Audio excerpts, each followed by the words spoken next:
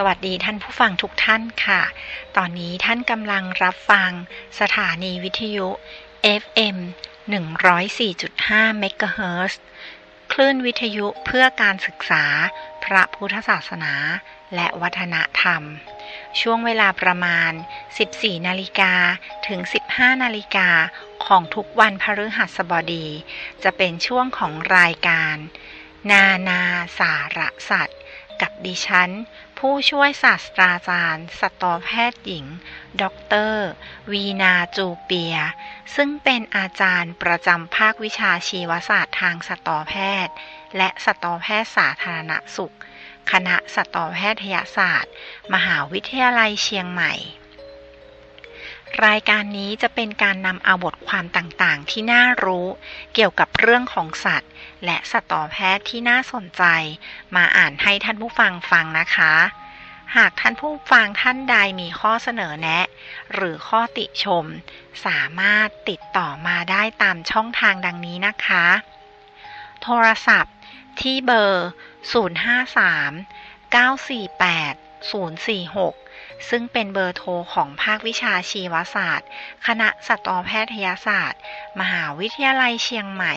ขอสายอาจารย์วีนาได้เลยค่ะหรือโทรมาหาดิฉันได้โดยตรงที่เบอร์โทรศัพท์ 081-386-4746 หรือถ้าไม่สะดวกจะโทรศัพท์ก็อีเมลมาได้นะคะที่อีเมล jupia_vena@yahoo.com หรือจะไลน์มาก็ได้ค่ะที่ Line ID win_vet56 ค่ะ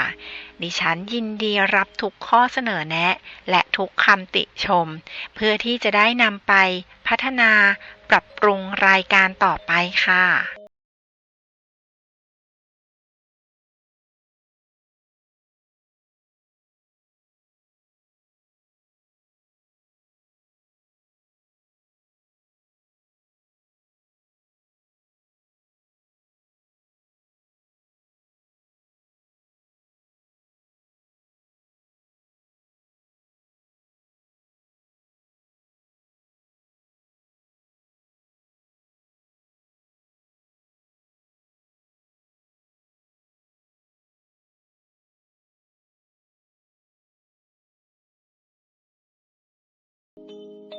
กราบสวัสดีท่านผู้ฟังที่เคารพทุกท่านอีกครั้งนะคะสำหรับในวันพฤหัสบดีนี้เราก็กลับมาเจอกันอีกแล้วนะคะท่านผู้ฟังเป็นยังไงบ้างคะชีวิตของท่านผู้ฟังน่าจะสบายดีกันนะคะแต่ว่าช่วงนี้เราอาจจะต้องผจญกับโรคร้ายแต่ว่าก็น่าจะเป็นขาลงแล้วค่ะท่านผู้ฟังยังไงท่านผู้ฟังก็รักษาเนื้อรักษาตัวให้ปลอดภัยจากโรคร้ายเหล่านี้ด้วยนะคะสำหรับบทความที่ดิฉันเลือกนำมาอ่านให้ท่านผู้ฟังในวันนี้นะคะจะเป็นบทความเรื่องเกี่ยวกับความเชื่องช้าค่ะแล้วก็เกี่ยวข้องกับสัตว์ชนิดหนึ่งดิฉันคิดว่าท่านผู้ฟังน่าจะคงพอเดาออกนะคะไม่ใช่เต่าค่ะหลายคนจะคิดถึงเต่าเลยอันดับแรกวันนี้จะเป็นมีเรื่องของเต่าอยู่นิดนึงค่ะแต่เรื่องส่วนใหญ่นะคะจะเป็นเรื่องเกี่ยวกับสล็อตค่ะซึ่งสล็อตในเมืองไทยยังไม่มีนะคะก็จะเป็นแค่ในสวนสัตว์เนาะแต่ว่าในเมืองไทยไม่มีนะคะแล้วก็เราก็จะเห็นบ่อยๆจากในการ์ตูนอะไรอย่างเงี้ยที่เด็กๆดูนะคะลูกของดิฉันก็เช่นกันเขาก็รู้ว่าถ้าพูดถึงความเชื่องช้าเนี่ยเขาจะคิดถึงสล็อตแล้วก็เต่านี่แหละค่ะท่านผู้ฟังค่ะสำหรับบทความเรื่องแรกที่ดิฉันนำมาอ่านให้ท่านฟังนะคะจะเป็นบทความที่มีชื่อเรื่องว่าบรรดาสัตว์เชื่องช้าเหล่านี้ได้พิสูจน์ให้เห็นว่าความเร็วไม่ใช่ทุกอย่างของชีวิตค่ะซึ่งเรื่องนี้นะคะเรื่องแรกนี่นะคะดิฉันนำมาจากนิตยสาร National Geographic ฉบับภาษาไทยของ5 ปีที่แล้วเลยค่ะตั้งแต่วันที่7 สิงหาคมปีคริสตศักราช2017ค่ะท่านผู้ฟังค่ะส่วนเรื่องที่2นะคะจะเป็นเรื่องเกี่ยวกับสล็อตค่ะซึ่งเรื่องนี้มีชื่อเรื่องว่าสล็อตถึงจะช้าแต่ไม่ได้โง่นะคะซึ่งนำมาจากนิตยสารเล่มเดิมค่ะ National Geographic ฉบับภาษาไทยของฉบับวันที่5 มีนาคมปีคริสตศักราช 2018 ค่ะท่านผู้ฟังนะคะก็ประมาณ4 ปีที่แล้วเนาะนะคะส่วนอีกเรื่องหนึ่งนะคะนำมาจากนิตยสาร National Geographic อีกเช่นกันค่ะฉบับภาษาไทยอีกเช่นกันนะคะซึ่งเรื่องนี้มีชื่อเรื่องว่าลูกสล็อตพบแม่อีกครั้งเพราะเสียงร้องค่ะจะเป็นเรื่องเกี่ยวกับสล็อต2 เรื่องเลยนะคะค่ะซึ่งดิฉันนำมาจากนิตยสาร National Geographic ฉบับภาษาไทยอีกเช่นกันค่ะของฉบับวันที่11 มิถุนายนปีคริสตศักราช 2018 ค่ะค่ะสำหรับเรื่องราวเกี่ยวกับความเชื่องช้าแล้วก็เรื่องราวเกี่ยวกับสล็อตจะเป็นยังไงนั้นเดี๋ยวเราไปพักเบรกฟังเพลงเพราะๆสัก2 เพลงนะคะเดี๋ยวเรากลับมาพบกันค่ะ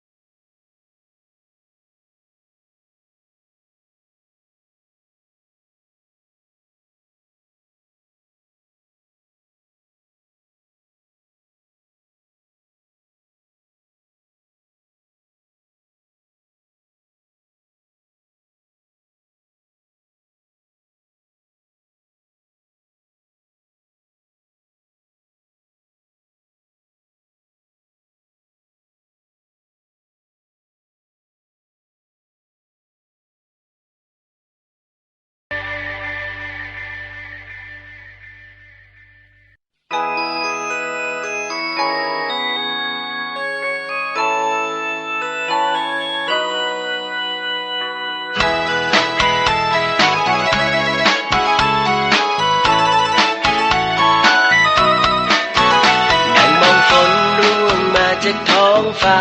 ไกลๆใครหลายคนเย็นสบายต้นหญ้าต้นไม้เล่นน้ำกันชื่นใจเด็กๆวิ่งไล่วิ่งเล่นกลางฝนคนบนถนนร่มกลางลมสายฝนกันใหญ่หนุ่มมอเตอร์ใส่ตัวเปียกปอนฝนตกลงมารถลาต้องมองคอนน้ำท่วมนองปลาชอบใจ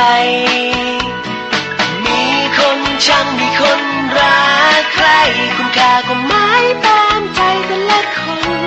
ฝนก็คือฝนคนก็คือคนยากนักทุกคนให้พอใจวางไปคนเปียกฝนมีความหมายให้คนกันไปเชื่อในสิ่งดีงามตั้งใจคิดดีทำไปไม่มีทางให้ถูกใจคนทุกคนยืนตากฝนวันที่พายุพัดแรงๆแม้ต้นหญ้าใบไม้แกว่งแต่หัวใจทนเมื่อสับสนมองฝนแล้วคิดไปหัวใจได้เป็นสุข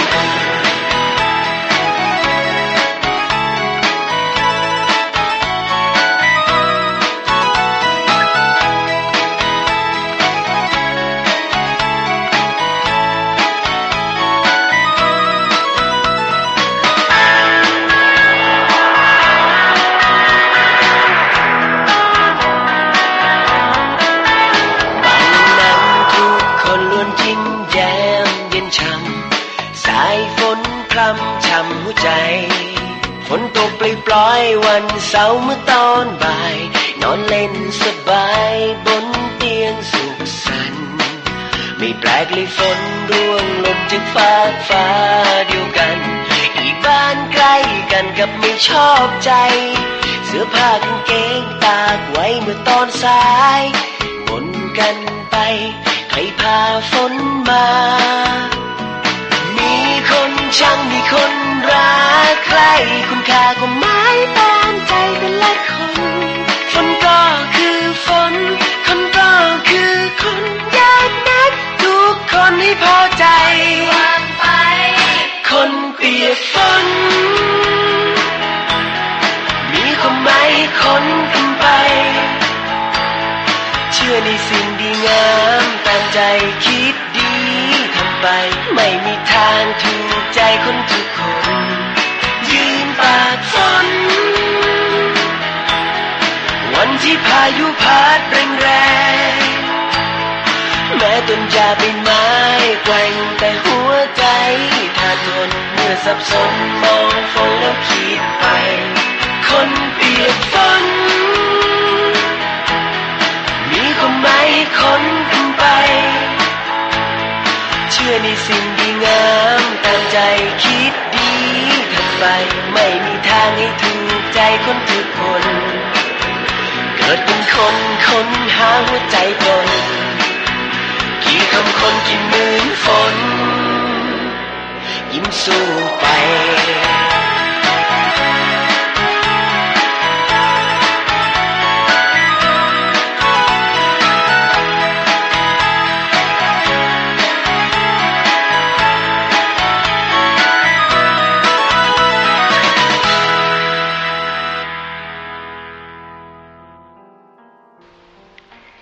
สำหรับบทความเรื่องแรกนะคะจะเป็นบทความที่มีชื่อเรื่องว่า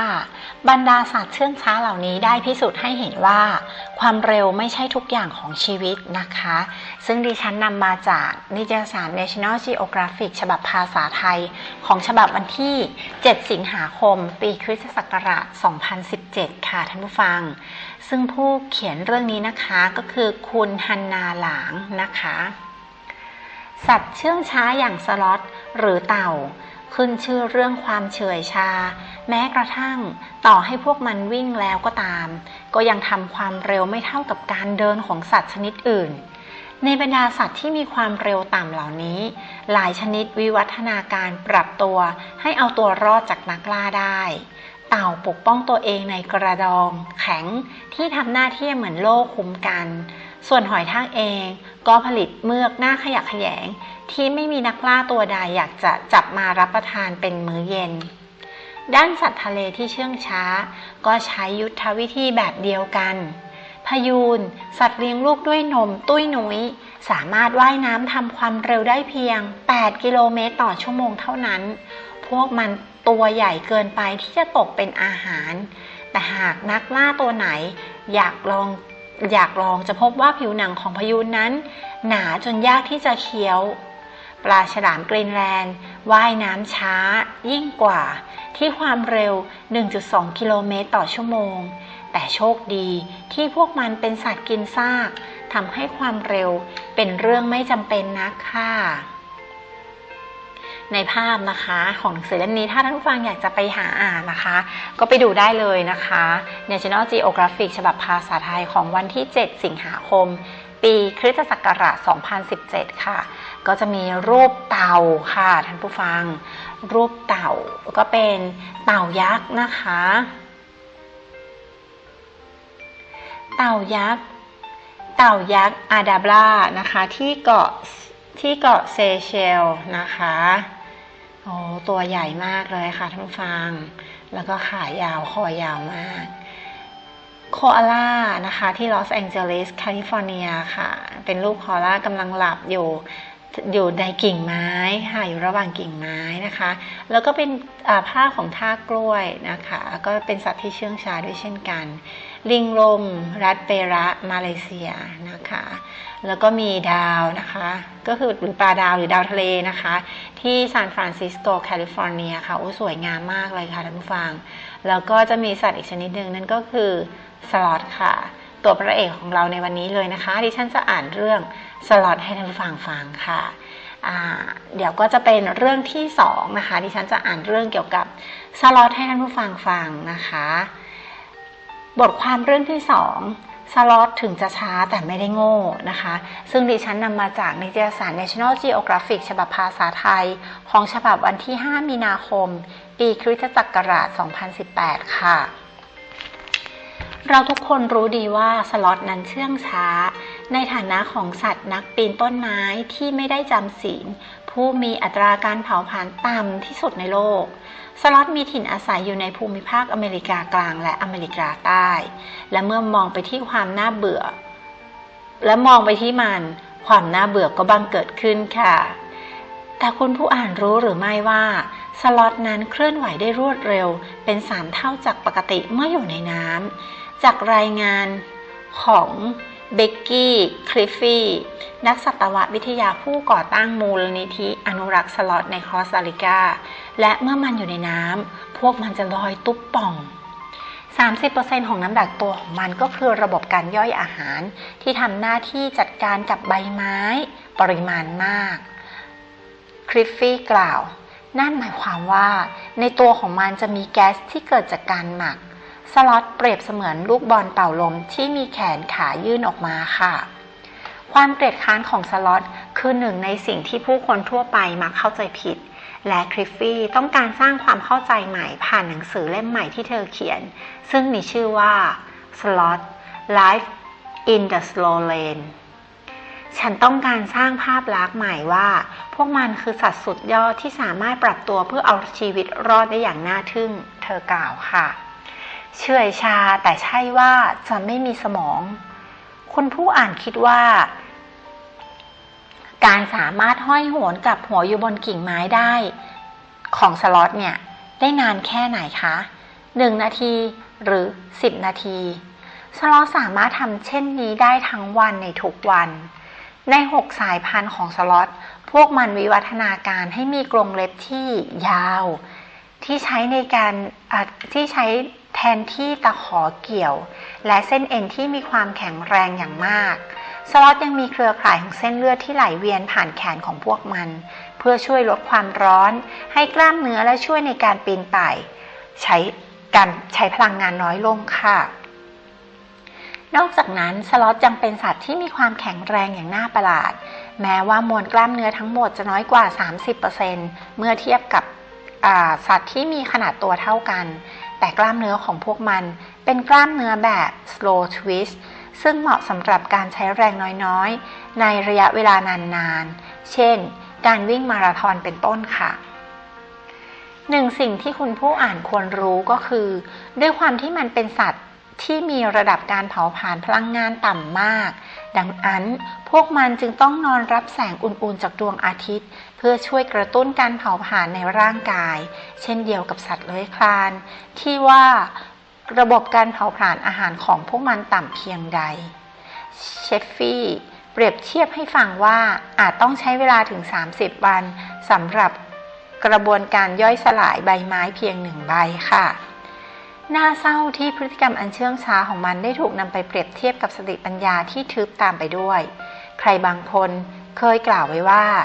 หากเรายิงปืนข้างหัวสล็อตมันก็ยังคงไม่หันหน้ามาคลิฟฟี่กล่าวแต่ในความเป็นจริงแล้วพฤติกรรมและการใช้ชีวิตเชื่องช้าของมันมีขึ้นเพื่อตอบสนองต่ออันตรายรอบตัวนักปีนต้นไม้เหล่านี้วิวัฒนาการขึ้นมาพร้อมๆกับนกอินทรีฮาร์ปี้ซึ่งนักล่าซึ่งจะมองหาเหยื่อที่กำลังเคลื่อนไหวพวกมันมีวิธีรับมือกับผู้ล่าในแบบของมันค่ะเฝ้าดูและรอคอยด้วยความเชื่องช้าของมันทำให้เป็นการง่ายที่จะถ่ายภาพของสล็อตช่างภาพผู้ใช้เวลา6 ปีในการเก็บภาพสล็อตลงในหนังสือเล่มใหม่ของชิฟฟี่ซึ่งเธอเล่าเรื่องของสล็อตแม่ลูกอ่อนที่ชื่อแอปเปิลกับลูกของมันที่ชื่อว่าพายให้ฟังว่าเธอมักจะห้อยโหนอยู่บนอากาศที่ความสูงกว่า100 ฟุตจากนั้นก็ค่อยๆปีนลงมาเพื่อมาส่งยิ้มให้แก่เรานอกจากนั้นพวกเขายังเดินทางไปศึกษาและเก็บภาพของสล็อตปิกมี่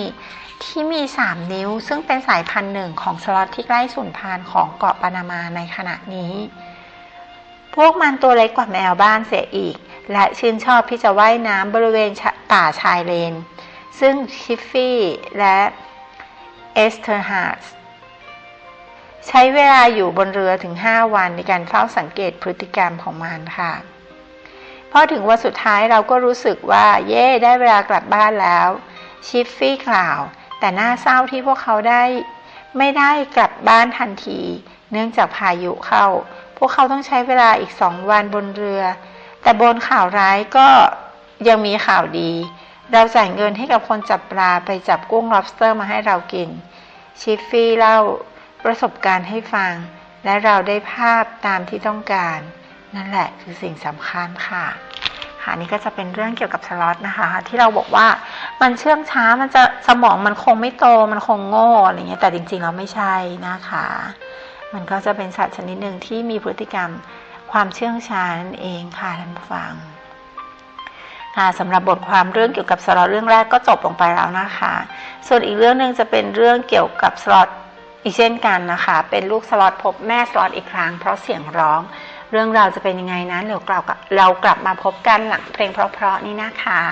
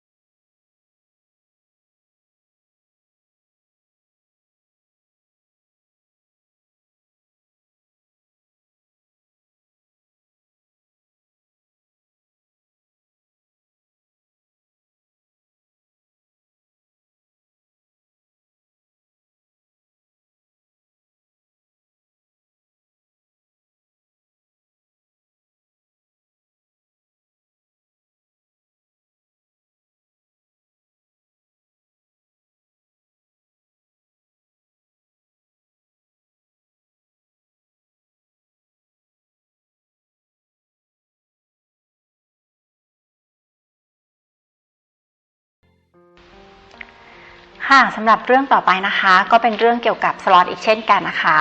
บทความนี้มีชื่อเรื่องว่าลูกสล็อตพบแม่อีกครั้งเพราะเสียงร้องนะคะซึ่งเรื่องนี้ดิฉันนำมาจากนิตยสาร National Geographic ฉบับภาษาไทยของฉบับวันที่ 11 มิถุนายน ปีคริสตศักราช 2018 ค่ะท่านผู้ฟังก็ประมาณ 4 ปีแล้วเนาะนะคะ